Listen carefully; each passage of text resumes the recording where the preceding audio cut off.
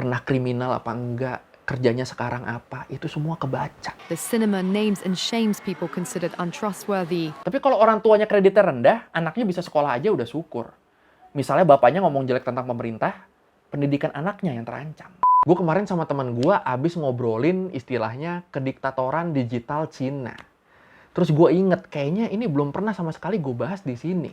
Gue pikir juga kayaknya asik nih kalau kita mulai ngebahas gimana negara-negara di dunia ngejalanin pemerintahannya, ngejalanin negaranya. Jadi ya, ayo kita hajar. Kita bahas sistem sosial kredit di Cina. Sistem yang dijuluki sebagai kediktatoran digital tadi. Di Learning by Googling. Gue pertama kali tahu tentang sistem sosial kredit ini kalau nggak salah 2 atau 3 tahun yang lalu. Pas gue nonton dokumenter tentang Su Xiaotong. Siapa tuh? Oke, sekalian kita mulai dari cerita dia aja ya. Jadi, Su Xiaotong atau yang biasa dijuluki Mad Dog, dia ini adalah atlet MMA dari Cina. Dan dia vokal banget pengen menguak kepalsuan kungfu. Menguak kepalsuan master-master kungfu di Cina. Kita harus tahu kalau di Cina itu banyak banget master-master kungfu yang dihormatin sama masyarakat. Selain itu, pemerintah sama media-media lokal di sana juga bangga banget sama kungfu sebagai bela diri lokal di sana, bela diri asli sana. Jadi master kungfu di Cina bisa dibilang enak banget hidupnya. Dihormatin sama masyarakat, disupport sama pemerintah. Wah, asik ya. Nah, beda sama kebanyakan masyarakat dan pemerintah Cina, Su Xiaotong ngerasa kalau kungfu itu sebenarnya cuma olahraga buat hobi, yang nggak ada disiplin ilmunya. Dia yakin kalau banyak master kungfu di Cina yang sebenarnya nggak berbakat, nggak bisa bertarung sama sekali, dan nggak punya pelatihan yang benar. 我一直不认为太极拳是武术，太极拳就是一个老年的搏击操。 Akhirnya di tahun 2017, buat ngebuktiin, Su Xiaotong tanding lawan salah satu Tai Chi master di sana yang bernama Wei Lei. Akhirnya video pertarungan mereka ini jadi viral di sana karena Wei Lei kalah dalam waktu nggak kurang dari 1 menit. Dari situ Su Xiaotong beberapa kali lagi ngajak tanding master-master kungfu yang ada di Cina buat ngebuktiin lagi. Dan hasilnya mereka pada bonyok-bonyok. Mereka juga pada kalah dalam waktu yang relatif singkat. Malah ada yang kalah dalam waktu cuma 5 detik. Dan kocaknya master-master ini abis kalah lawan Su Xiaotong, biasanya mereka langsung bikin video klarifikasi. Ngejelasin kenapa mereka kalah. Dan alasannya juga ini pada macem-macem. Ya intinya mereka ngerasa dicurangin lah. 场地是很匆忙的，为什么呢？因为提前了2个小时开打，就是我没有时间去热身，我甚至对这个环境我第一次，就是这个我有1年都没来这种地方了，我是很陌生的。当时我一到擂台上，我一踏这个地，哇，这个地怎么软这么软？因为这1年的训练是在硬地上训练，哇，我一下怎么找不到这个擂台这个垫子。 这么软是非常不利于太极拳的发挥的。 Sayangnya sejak pertarungan pertama dia yang di tahun 2017 tadi, walaupun sejak itu dia terus bisa ngebuktiin kalau pendapat dia benar, tapi dia malah terus dikucilin di Cina. Pemerintah Cina nganggep kalau Su Xiaodong ini pengen menghancurkan kultur tradisional Cina dengan ideologi-ideologi barat. Makin dia menang, makin terpuruk hidup Su Xiaotong. Sampai peringkat sosial kredit dia terus diturunin, terus dikurangin. Jadi sosial kredit itu apa? Jadi sebenarnya pengertian sosial kredit secara umum adalah kebijakan pemerintah Cina dalam mengontrol perilaku warganya. Jadi semua warga negara di sana dibikinin semacam sistem rating, sistem peringkat, yang menilai orang dari kredit yang dia punya. Buat simpelnya, lu bayangin sistem poin yang ada di sekolah. Nah, sosial kredit tuh mirip-mirip kayak gitu. Kalau lu berkelakuan baik, poin lu, kredit lu juga bakal naik. Lu nantinya bakal nerima hadiah.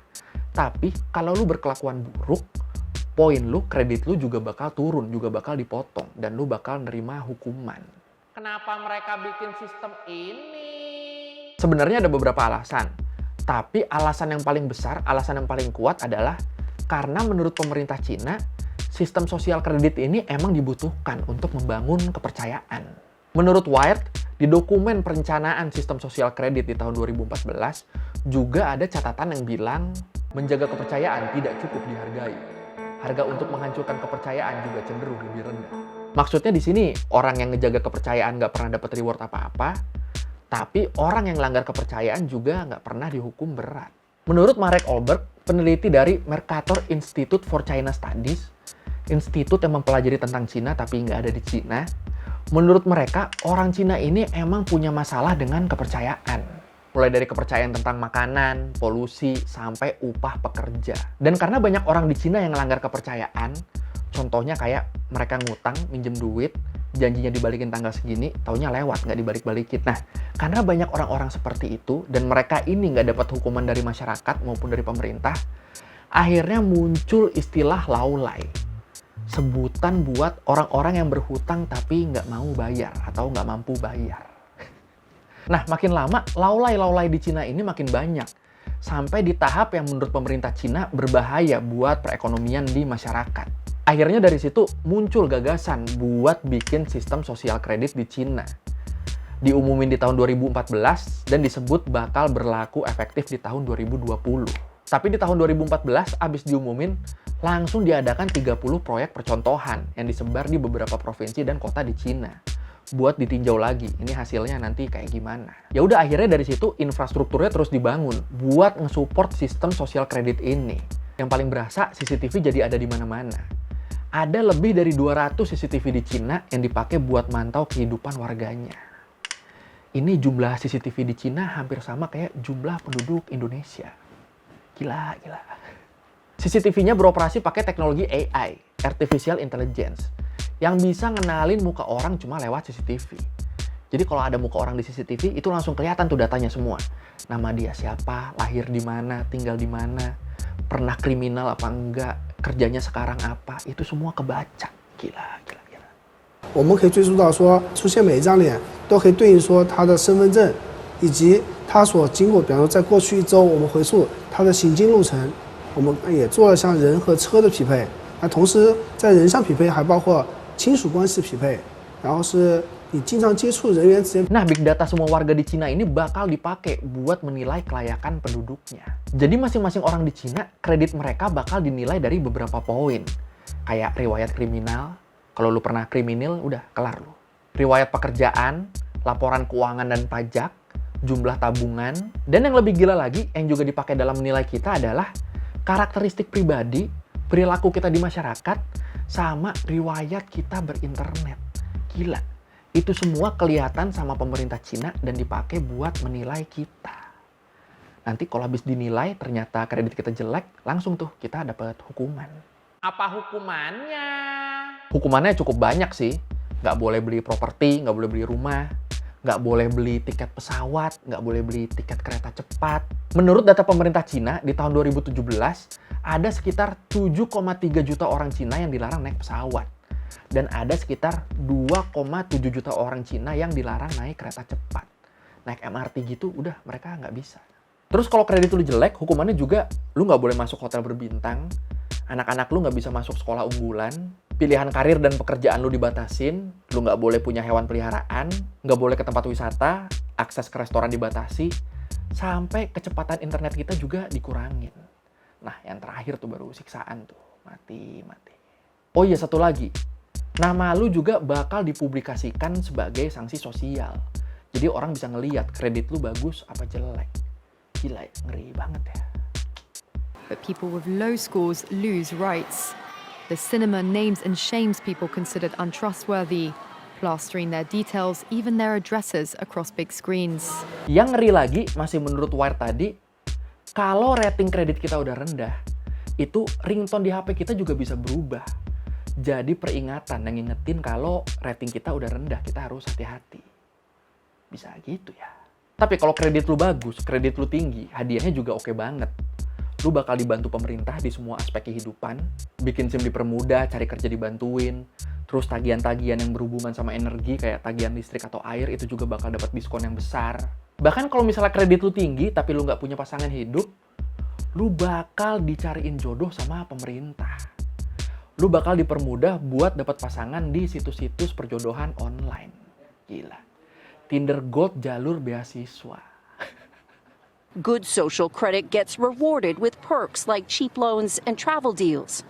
But a bad score means public shame and worse. Dan ingat, rating kredit kita nggak cuma berpengaruh buat diri kita sendiri, tapi juga berpengaruh buat keluarga dan orang-orang di sekitar kita.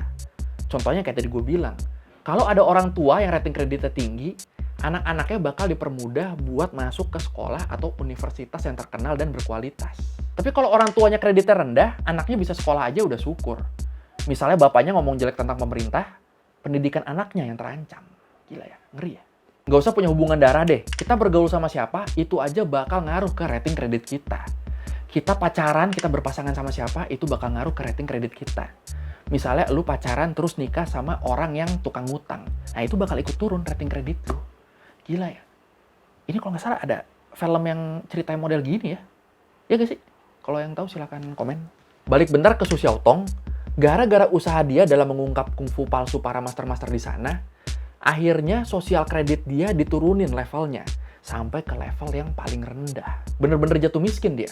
Beli rumah nggak bisa, naik MRT nggak bisa, mau curhat juga nggak bisa karena semua akun sosmed dia diblokir. Keadaan makin parah karena ada satu master kungfu yang nuntut Su Xiaotong. Dan hasilnya udah ketebak, Su Xiaotong dianggap bersalah dan wajib bayar sebesar 400.000 yuan. Ini duit dari mana coba? Dengan keadaan yang udah terpuruk ini, akhirnya Su Xiaotong mutusin buat live YouTube pakai VPN. Buat cerita ke dunia luar tentang keadaan dia di Cina. Dari live ini akhirnya dia dapat banyak donasi dari fans-fansnya di luar negeri. Tapi sekali lagi, sebenarnya live ini juga bahaya. Karena penggunaan VPN itu di Cina hitungannya ilegal, terlarang banget. Ini kan gila ya. Orang ini cuma pengen mengungkap kepalsuan master-master kungfu di sana. Dia nggak maling, dia nggak ngerampok, dia nggak ngebunuh. Cuma pengen mengungkap kebenaran doang. Udah, itu doang. Hukumannya sampai segininya. Gila. Mulai pusing gua. 说我攻击了中国的传统文化。你们看我在网上骂人，可是你们想过吗？我骂的对吗？我哪句话骂错了？ Nah, kita sebagai orang luar kan ngelihat sistem sosial kredit di Cina ini kan emang ngeri banget ya. Bahkan di tahun 2018, Mike Pence, wakil presiden Amerika saat itu, dia sampai bilang kalau sistem sosial kredit ini bener-bener ngelanggar hak asasi manusia. Tapi terus balik lagi, kita harus melihat segala sesuatu dari dua sisi. Orang Cinanya sendiri gimana? Mereka merasa terkekang nggak? Mereka ngerasa hak asasi mereka dilanggar nggak? Nah, buat tahu dari sisi orang Cina gimana, akhirnya kemarin gue minta bantuan temen gue yang kuliah di Cina. Buat nanyain ke temennya. Menurut temennya ini, sistem sosial kredit di Cina itu gimana sih? Dan menurut temennya, sistem sosial kredit ini baru bakal berasa kalau lu melakukan pelanggaran yang berat banget. Kayak nggak bayar pajak, ngerampok, ngutang, udah, kelar lu. Intinya selama lu patuh, selama catatan lu bersih, ya lu aman. Karena emang lu nggak ngelakuin apa-apa. It's only right to pay your debts. You have to blacklist those that don't. Ini juga mirip sama pengakuan Tan Tan Fan, seorang wanita pekerja di Cina. Dia malah nyambut sistem sosial kredit ini. Menurut dia, sistem ini emang dibutuhkan buat ngatur negara dengan populasi terbesar di dunia. Cina populasinya sekitar 1,4 miliar juta jiwa, by the way. Banyak banget ya. Makanya Tan Tan Fan ngerasa antusias waktu Partai Komunis Cina ngasih pernyataan resmi tentang sistem sosial kredit ini. Pernyataannya kira-kira isinya akan memungkinkan bagi orang-orang yang dapat dipercaya untuk bebas berkeliaran, sementara menyulitkan orang-orang yang didiskreditkan untuk mengambil satu langkah. Orang-orang yang nggak bermasalah bisa kemana aja, ngapain aja, tapi orang-orang yang bermasalah bakal dibatasi langkahnya. Intinya, Tan Tan Fan nggak ngerasa keberatan hidup dia dipantau sama negara 24 jam sehari, full. Dia yakin itu semua demi keamanan dia. Dia sampai bilang, jika seperti kata pemerintah kami, setiap sudut ruang publik dipasang kamera, saya akan merasa aman. Ya, gue ngerti sih maksud dia. Apalagi kan Tan Tan Fan ini emang orang yang selalu taat. Rating kreditnya tinggi dan dia nggak pernah bermasalah. Rating kreditnya ini bisa dilihat di aplikasi keuangan dia. Yang ngasih skor Tan Tan Fan di angka 773. Skornya itu paling tinggi 780. Tan Tan Fan dapat 773. Jadi ya ini emang tinggi banget. Makanya Tan Tan Fan juga akhirnya bisa dapat akses ke berbagai hak istimewa sebagai hadiah dari skor dia yang tinggi ini.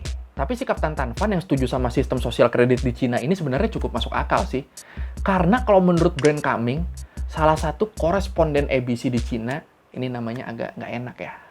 Ya kalau kata brand ini, buat orang Cina, privasi itu nggak dijunjung setinggi di negara-negara barat. Daripada kepentingan pribadi kayak privasi, orang-orang Cina lebih menjunjung tinggi kepentingan bersama, kepentingan umum. Makanya akhirnya menurut sebagian besar orang Cina, sistem sosial kredit ini bakal bikin kehidupan mereka lebih aman, lebih terjamin, dan lebih stabil. Tapi ingat sekali lagi, ini sebagian besar, bukan semuanya. yang nolak sistem sosial kredit ini juga ada. Karena menurut mereka, sistem ini adalah metode pemerintah Cina untuk membungkam perbedaan dan kebebasan berpendapat. Kayak nasibnya Su Xiaotong tadi. Kalau menurut lu gimana? Apa lu setuju dalam penerapan sistem ini buat bikin masyarakatnya lebih tertib? Atau kali menurut lu privasi sama kebebasan berpendapat itu jauh lebih penting? Silakan komen. Are people bothered by privacy concerns? We think the lot of camera keep the safety is really good. We can accept it. Oke, sekian learning by googling kali ini tentang sistem sosial kredit di Cina yang dijuluki sebagai kediktatoran digital. Gila ya ini ya, kayak di film-film sih.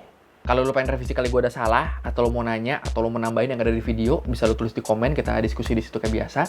Sekali lagi, thank you udah nonton, jangan lupa like, comment, subscribe. Bye.